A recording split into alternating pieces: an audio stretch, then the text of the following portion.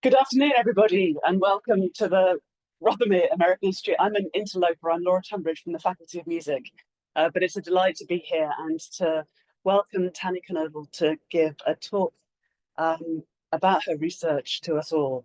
She is University Distinguished Professor in the Department of Music at Miami University and a past president of the Society of American Music.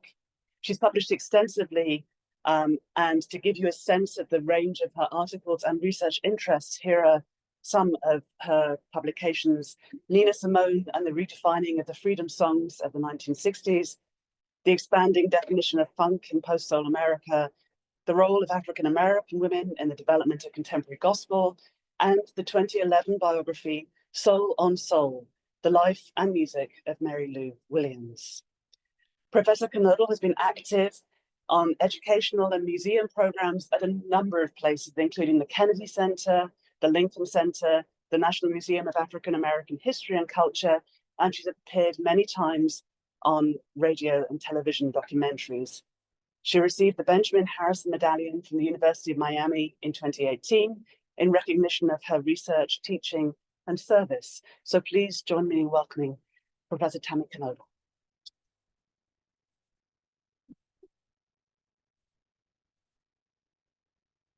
Good afternoon. It's a pleasure to be here with you all, and thank you for coming. I want to start off by thanking Josh and Justine and all who are part of the REI that were responsible for my visit, and Laura, as well as Lynn Foote and others who have been responsible for me coming from one Oxford to your Oxford. So I bring you greetings from my Oxford in Oxford, Ohio. So I'm sure in the Q&A, people will have questions about Miami and Ohio and not Miami and Florida. So I want to start off by saying a little bit about what you're going to hear today. As Laura alluded to, Mary Lou Williams has been a major part of my research and my scholarship. I first encountered Mary Lou Williams in 1993, 1994. I began to take jazz piano at the Ohio State University. And as part of the training of learning jazz piano, I was told I needed to listen. And I discovered Mary Lou Williams through this, period of extended listening and intensive listening of jazz music. And I was fascinated by the fact that I had never heard of her before. Prior to that period in time. And so I always say that Mary Lou Williams kind of called me to her to do this work. And so even though I began writing about her in 1995, she has never done with me. And so what you're going to hear today is part of new research in which she kind of intersects between two projects I'm doing. One that is looking at Black women and really how they have formulated a praxis of freedom singing and resistance culture within the context of what a number of American scholars are now referring to as the long civil rights movement. And so rather than just looking at the period of the 1950s to 80s as being the Black civil rights movement, we are now looking at a deeper historical framework that looks at the civil rights movement as this continuum of activity in which you have larger waves that are defined by ideology, they're defined by mass mobilization or activism, but most of all, they're also defined by culture. And so the idea is if we look at this larger framework, then it will allow us to see and hear the connective tissues that are surrounding this long, ongoing fight for civil rights in America amongst the disenfranchised. But it will also allow us to hear how women speak themselves into liberation movements where the ideology is very male-centered.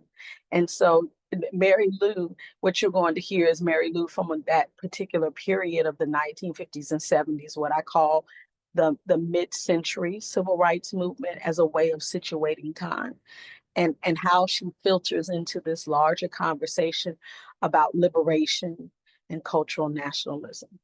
So I want to start this talk today by welcoming Mary Lou Williams into this place.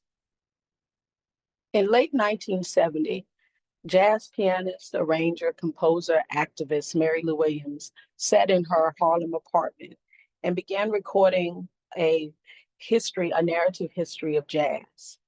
Captured through her personal reel-to-reel recorder, Williams's historical framing combined a survey of her personal and professional experiences with a sonic genealogy that included the folk spirituals of the enslaved, piano idioms such as ragtime, stride, and boogie woogie, before working through the substyles swing, bebop, and free jazz. Periodically, Williams would suspend her reading and turn to her Baldwin piano, which you see pictured, where she demonstrated the sounds that represented these specific historical epochs and musical genres. This 37-minute historiography not only foregrounds Williams's personal connection to the sounds, people, and spaces that frame the conventional jazz narrative.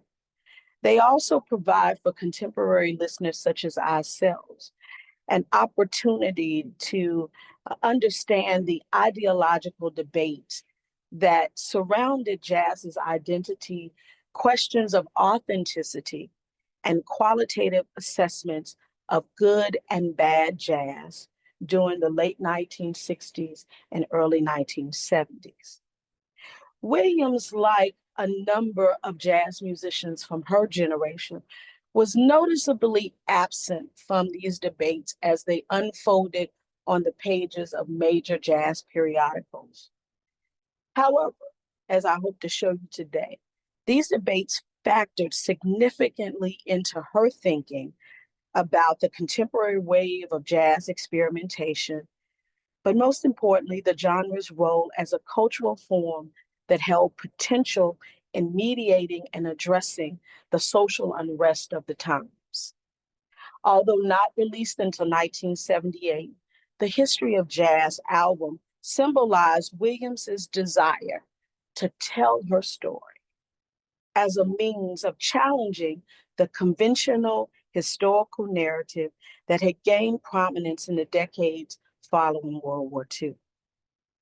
Although the first iteration of Williams's visioning of jazz history dates back to the mid-1950s, it is her work a decade later that aligns her with the cultural nationalism that was in proximity to the Black Power movement, and also ties her specifically to an aesthetic of jazz criticism that had close ties to major cultural voices like Amira Baraka, who was known at that time as Leroy Jones, and Frank Kukowski. By the mid-1970s, Williams's contextualization of jazz had shifted beyond things that focused on her beginnings in Pittsburgh and the local music scenes that had nurtured her to a larger historical context that extended back to African enslavement in America. It is this rendering of jazz history that was key to Williams's cultural work during the last decades of her life. From the suffering of slaves came our Negro spirituals, songs of sorrow, she would often say. The main origins of American jazz are the spirituals. Because of our deep religious background, we American Negroes were able to mix sentiments of joy and sorrow with rhythms which reach deep into the inner self to give expression to our cries of sincere hope. This became known as jazz. Many musicians have objected to the use of the single word jazz to express many diversified feelings. Nevertheless, the title jazz has survived and is identified with music played with a beat or soulful feeling. Now, by 1979, Mary Lou Williams's work had expanded beyond the realm of the jazz industry and had come to encompass a type of cultural labor that centered on social justice, racial reconciliation, and the elevation of cultural and racial consciousness among young Blacks. An important aspect of this work was her use of the discursive device of testimony, but also her testimony came to include a repertory of tunes that shifted away from an emerging jazz canon. And that canon really began to come into full view by 1973, when Smithsonian released the Smithsonian Collection of Jazz, the first box set. And so if you look at that original box set, there are numerous tapes, and you can also buy it in LP form, but it moves from ragtime to what is then the free jazz movement of the 1960s. But the performances that are on that particular series of recordings have become a type of jazz canon that not only frame people's sonic rendering of that history, but it also informed the pedagogy in which jazz history is taught to this day. And so I'm sure you're wondering why now, after all of these years, would I come back to Mary Lou Williams and explore this work that happened, as I said previously, in the last years of her life? Well, I'll tell you, when most people in the US were learning how to make bread during the pandemic, I don't know if you all saw that on social media, I turned instead to my vast music collection, which I need help for because I keep consuming and buying. And I began this period of more active and engaged listening. And through this, I became reacquainted with some of the last recordings made by Mary Lou Williams during the period of 1977 to 1980. I was drawn particularly to the live recordings because all of these live recordings contained a medley that she called the history of jazz. And so these recordings led me back to the original recording from 1978, released by Smithsonian, Folkways. And there were many questions that came forth out of this listening. One of the central questions that came forth is, what do we learn about jazz and its identity within respective ecosystems when women musicians tell their stories? What repertories do we discover? What repertories are central to their personal development and also their understanding of the evolution or the progression of jazz? Do these repertories correlate with the canon that has been promoted by generations of scholars through recordings, through fake books, through jazz scholarships, and through jazz history textbooks? And if not, then how do these repertories expose us to larger meta-narratives that may demythologize jazz's history and who are jazz's essential voices? But most of all, I'm wondering, how do these renderings of autobiography and sound draw us into deeper discussions about insularity and community-based music making? I'm going to draw this afternoon on the work of other jazz historians, jazz scholars, most notably Sherry Tucker and Scott DeVoe and Mario Dunkel, who have attempted over the years to deconstruct the jazz tradition. But I'm going to center my work. I'm going to draw on their theoretical principles and some of their frameworks, but I'm going to focus my work this afternoon, and I promise you, I will not let my Baptist sensibilities get the better of me. So we will not be here long. On how she uses testimony and curation as a means of revisiting this conventional jazz narrative. So we heard Mary Lou Williams say, "I played through every era of jazz." This is not just some folk statement of hyperbole in the way in which Jelly Roll Morton, who, and when recorded in the 1930s about his engagement with the history of jazz, claimed that he recorded jazz. He made jazz. He created jazz. This is not that type of hyperbole.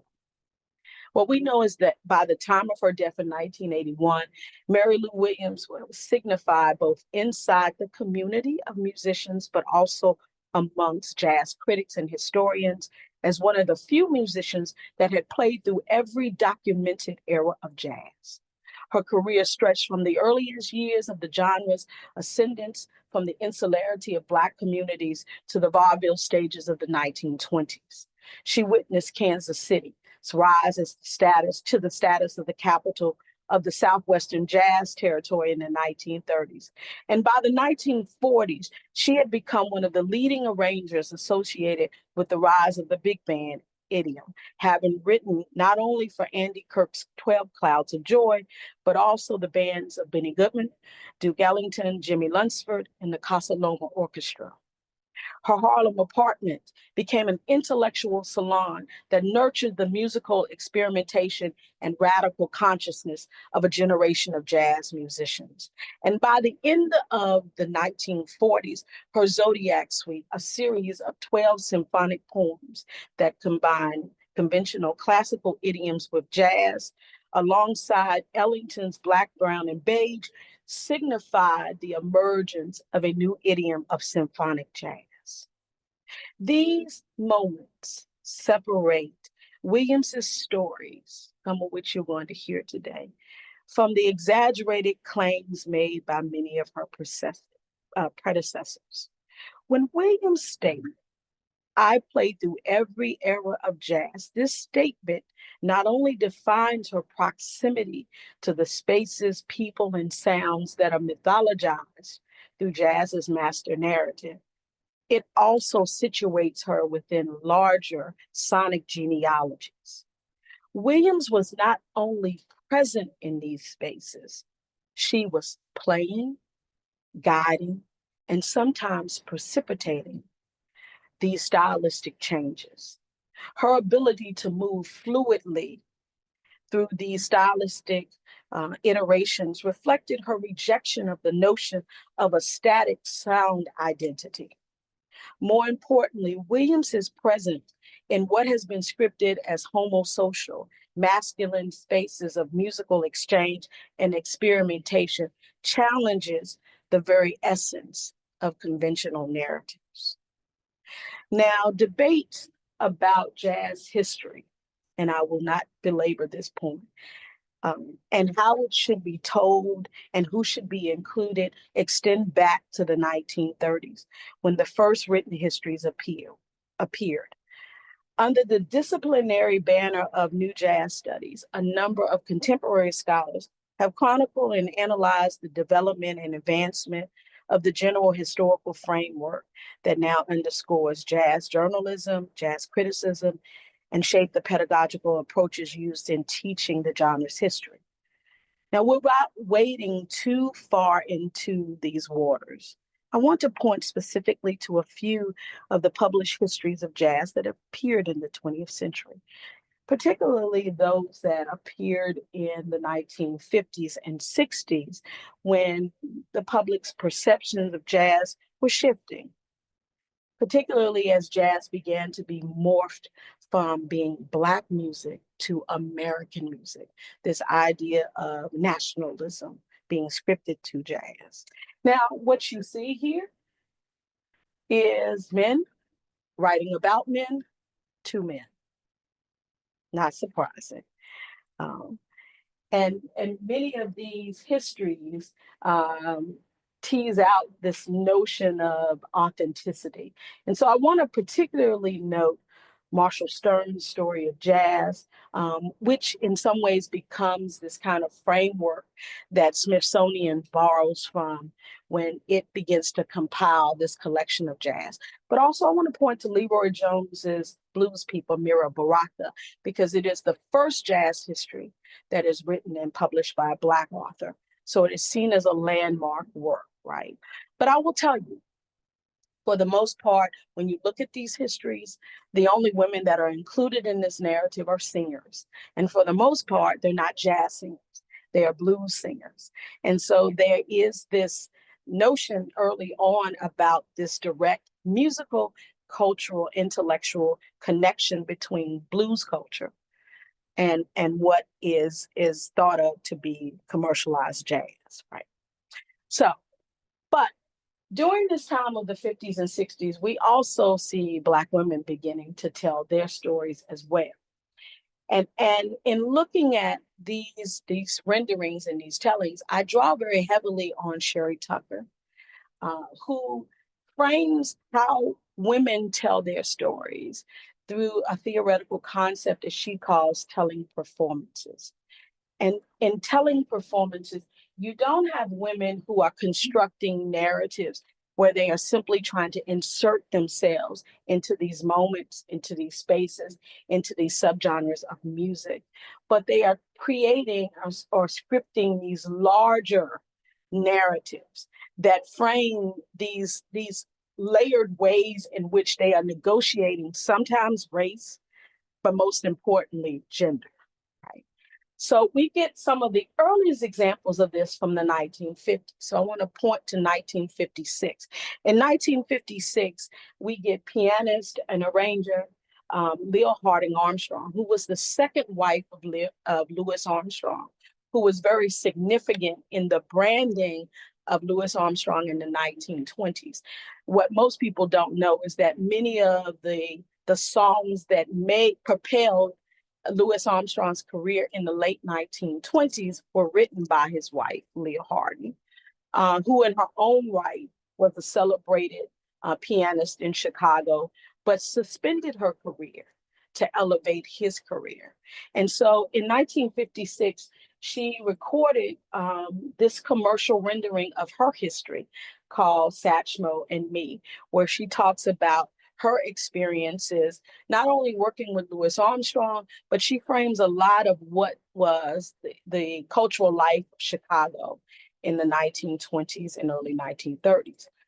Then in that same year, we get Billie Holiday and William Duffy releasing Holiday's quote unquote autobiography. And I use quotes because there is some question about some of the elements that are contained in here and how much is Duffy, how much is Holiday. But we still look at this as being Holiday in some ways trying to frame her life.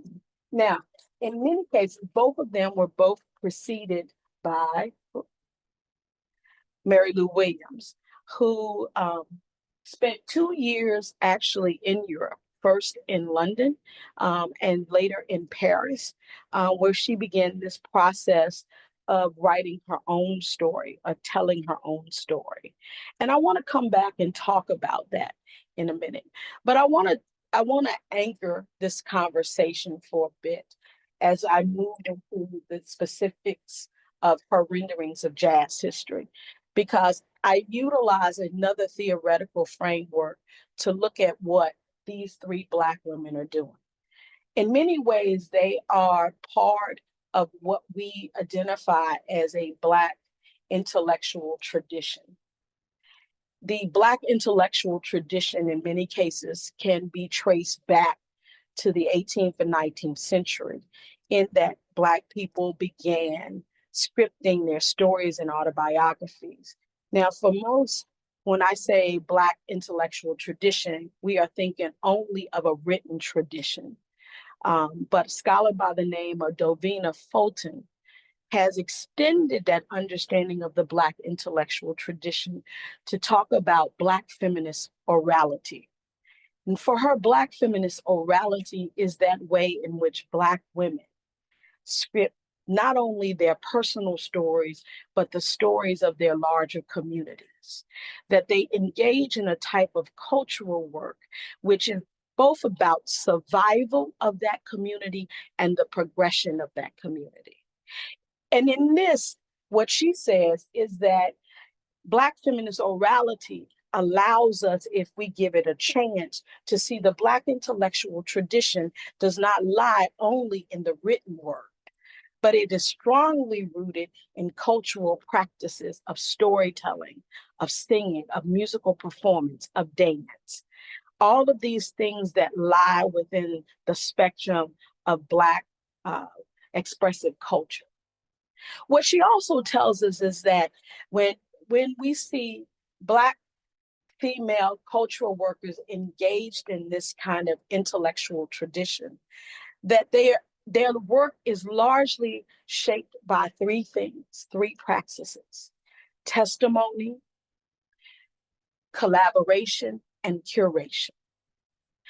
That testimony, the act of one telling their truth, bringing to light all of the intricate ways in which they experienced their lived Black experience, becomes the basis alongside curation, whether it is curation of songs, both vocal and instrumental, of poetic traditions. That type of curation becomes the basis then of this intellectual tradition, because then it calls these women into acts of collaboration, where these women are not just collaborating with other artists, but the collaboration extends to the larger community. And so these women nurture, they preserve the traditions of the past, they nurture the present in hopes that there will be a yet to come. So again, progression and survival is operating in this work.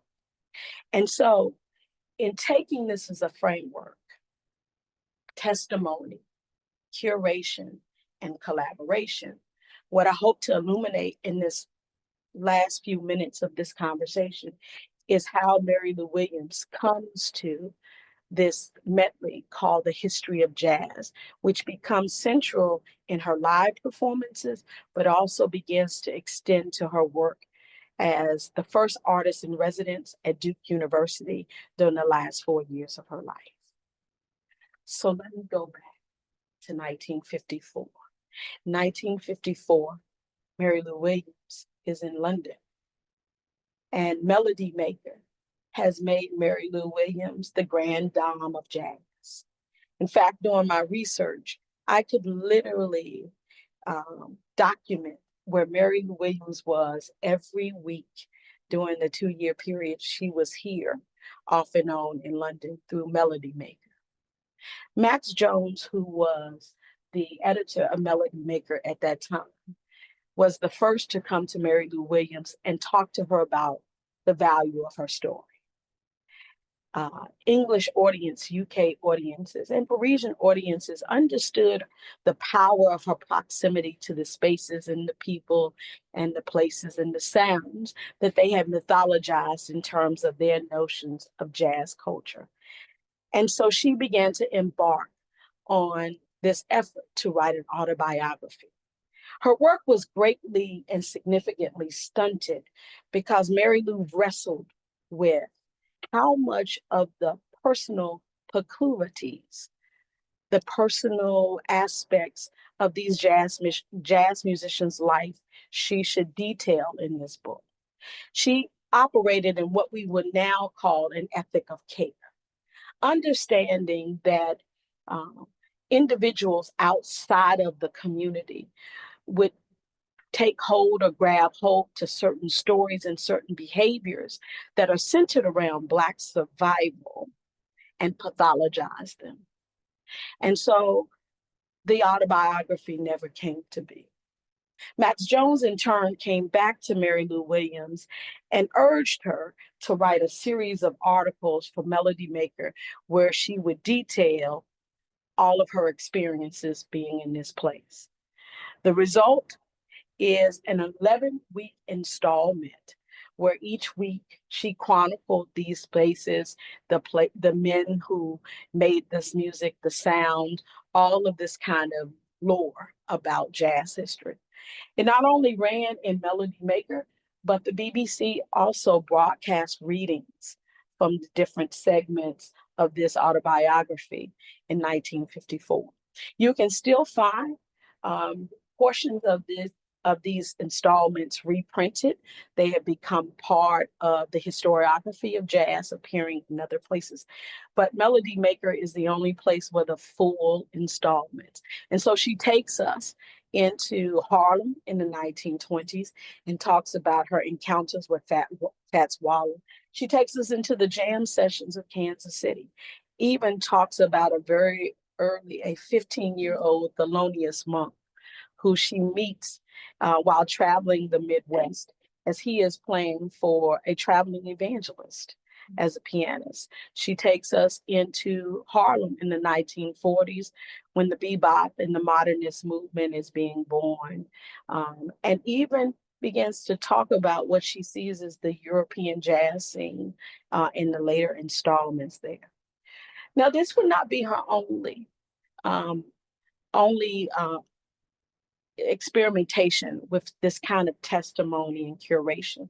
A year later, she will be commissioned by Jazz Tone Records to create a history of jazz.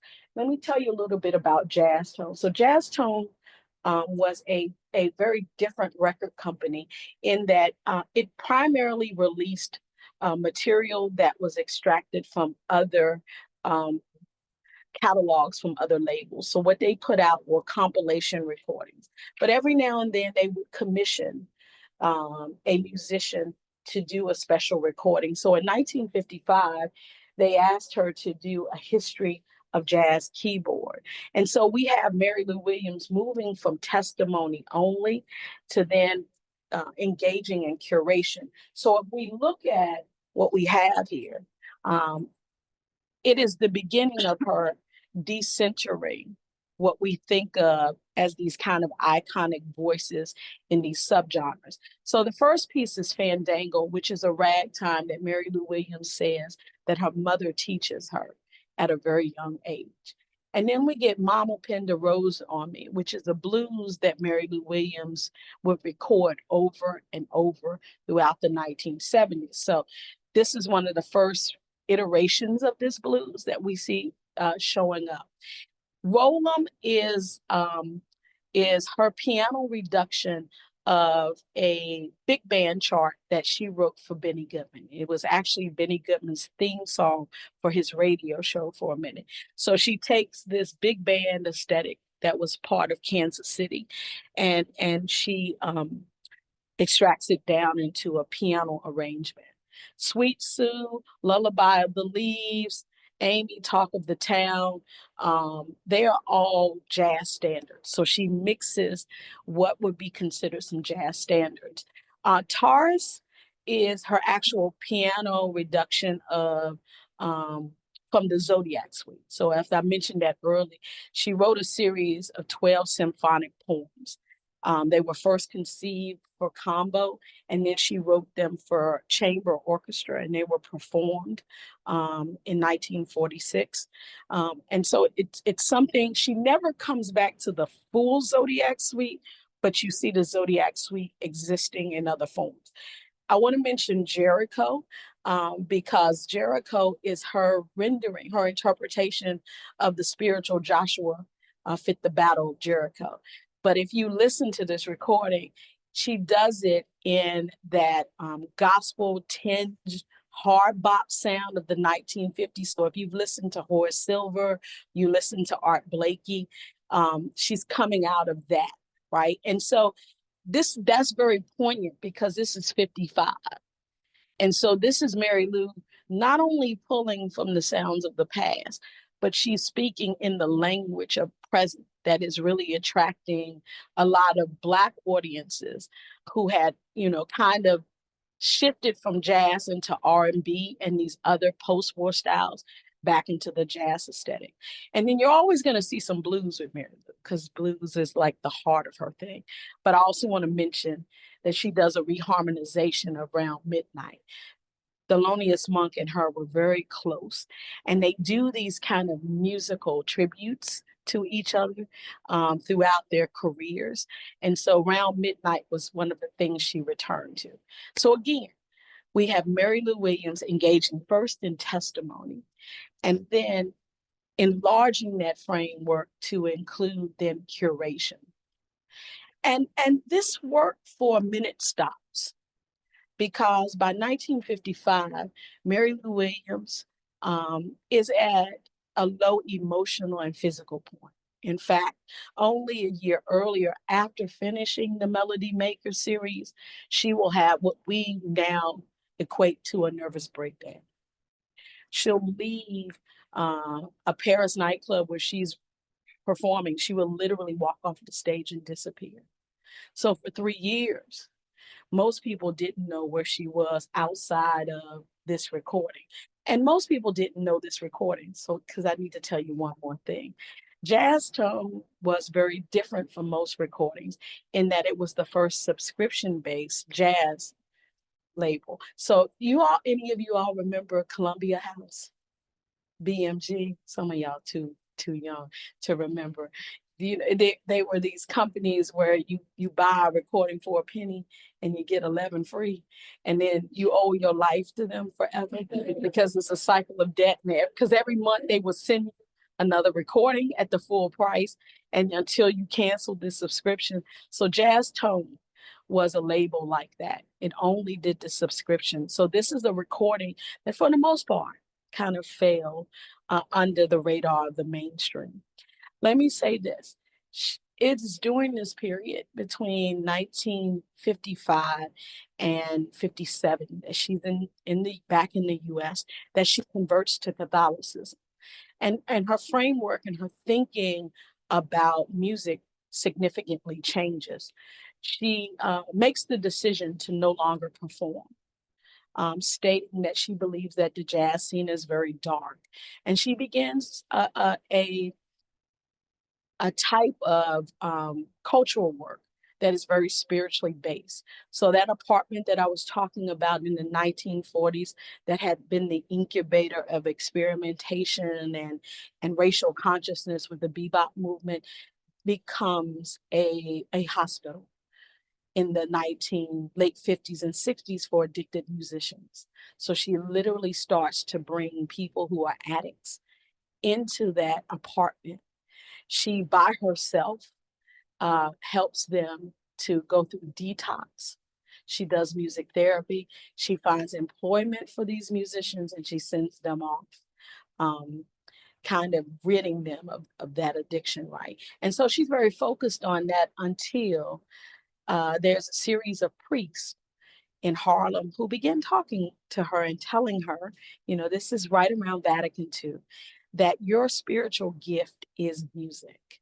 And you should use your music for healing.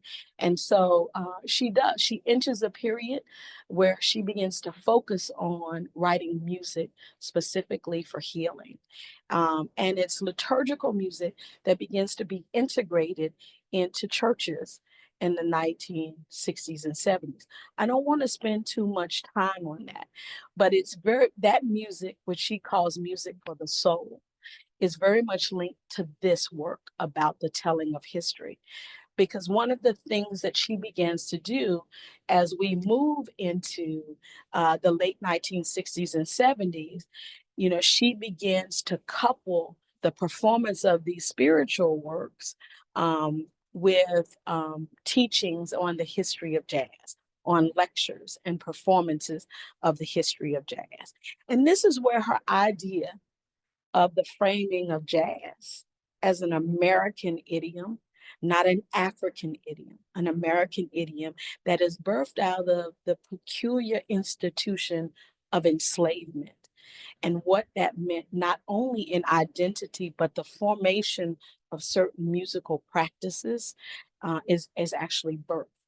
And I want to say, before I move forward, is that kind of coupling really aligns her with the Black Power movement, the rise of this more militant kind of Black approach to civil rights.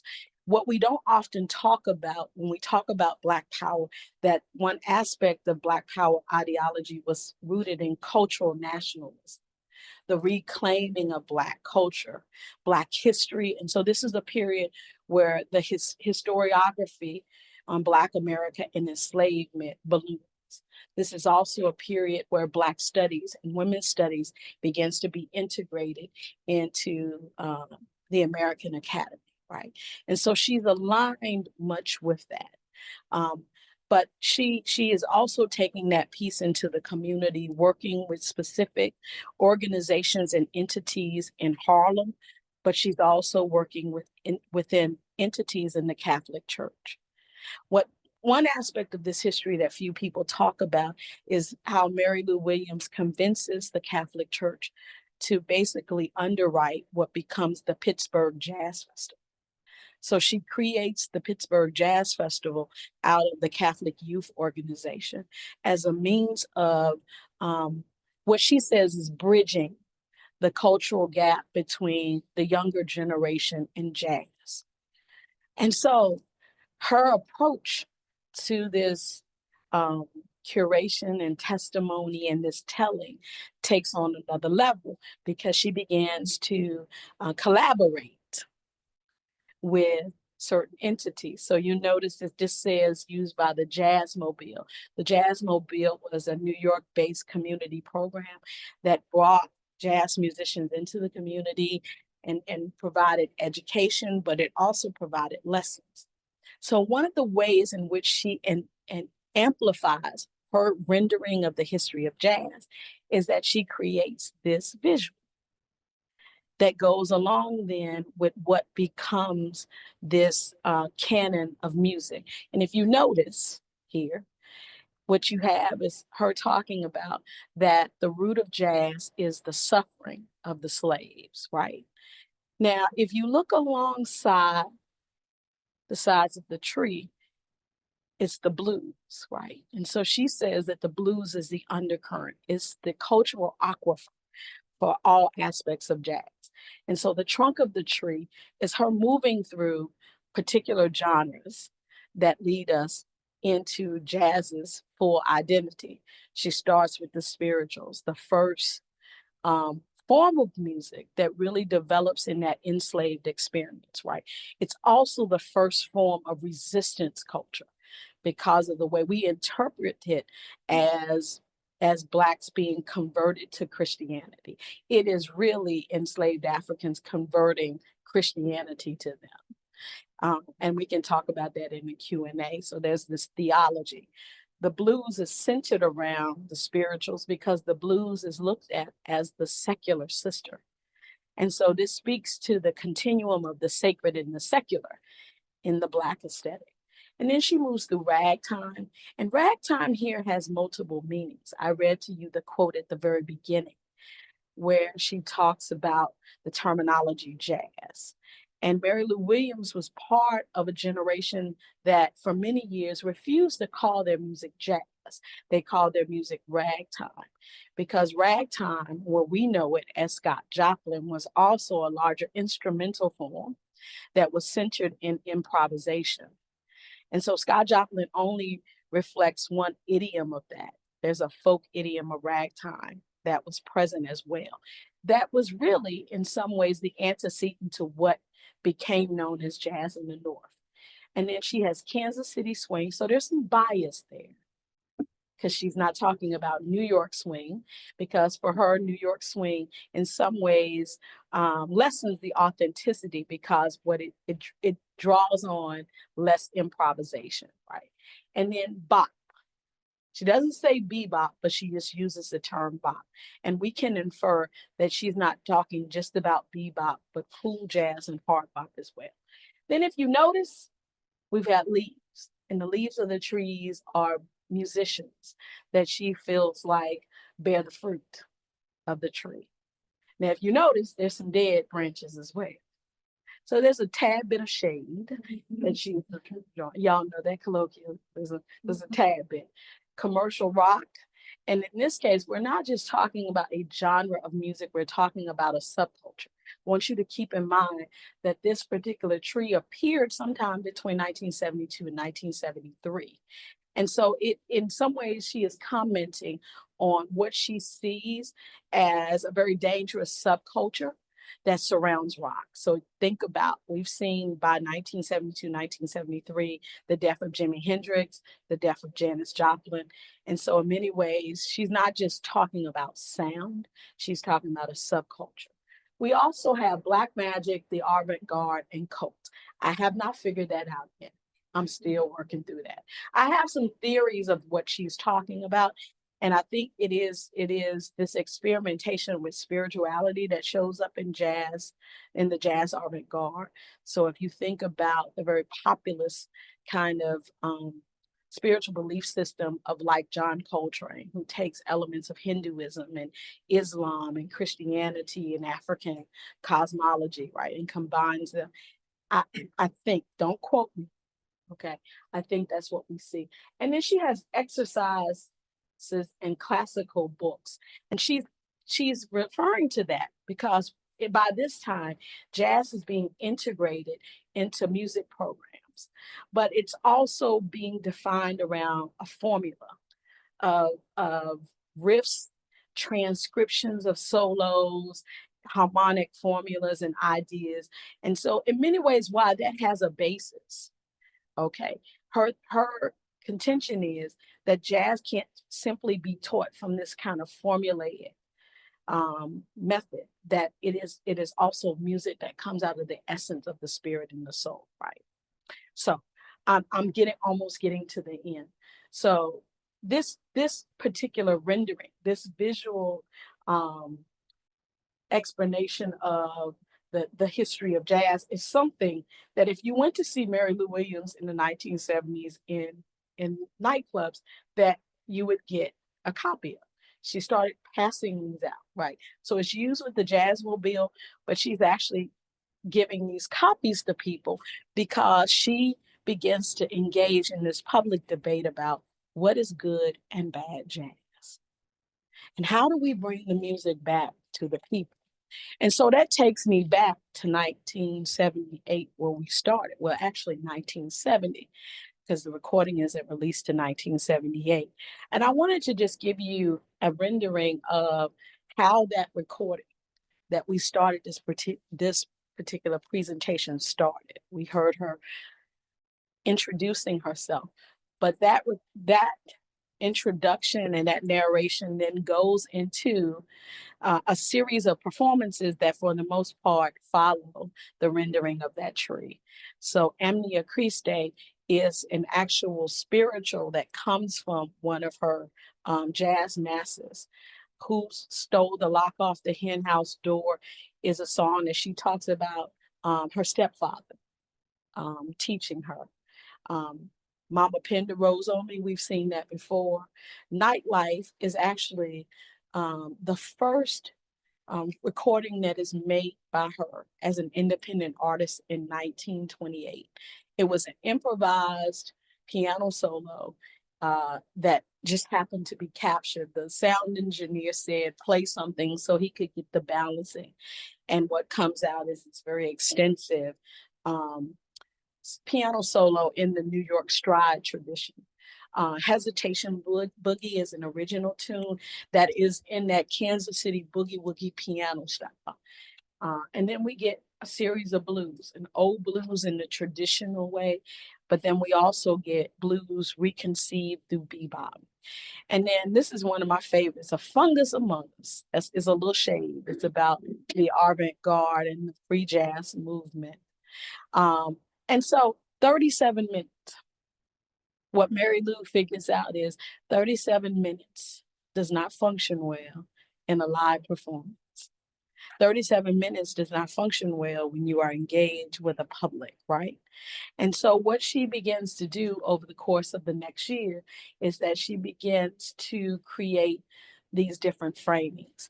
We move from that original that's only centered on piano literature to her framing. And then ultimately what she works is a shorter medley of songs that traces that evolution that is found in the tree. So I wanted to show you this picture because this was where I started. I told you while other people were making bread and learning TikTok videos and dances, I was listening. And so these are the albums that Mary Lou Williams produces in the last 4 years of her life. And all of them, if you notice, are live recordings. And they all have, in some ways, this history of jazz. So I'm going to allow Mary Lou to have the last. There's really no good place for me to end that. So I'm just going to end it. So, in conclusion, um, what does Mary Lou Williams' telling in her testimony tell us? They indicate to us the ways, the methods, in particular, how marginalized people within these understudied intellectual circles utilized their own experiences to challenge these packaged narratives and histories that began to emerge in the 1970s and pervaded much of the late 20th century. These narratives also draw us into understanding these larger community-based grassroots music scenes that still to this day have been excluded in many cases from our conversations about jazz history. But most of all, they illuminate to us how a generation of Black women, because Mary Lou Williams isn't the only one who does this in the 1970s, Hazel Scott also begins to engage in this type of autobiography and curation. They provide us means of understanding how Black women further the lens of cultural work that is associated with the Black mid-century civil rights movement, but also they show us how these women speak larger narratives of liberation into jazz. Thank you.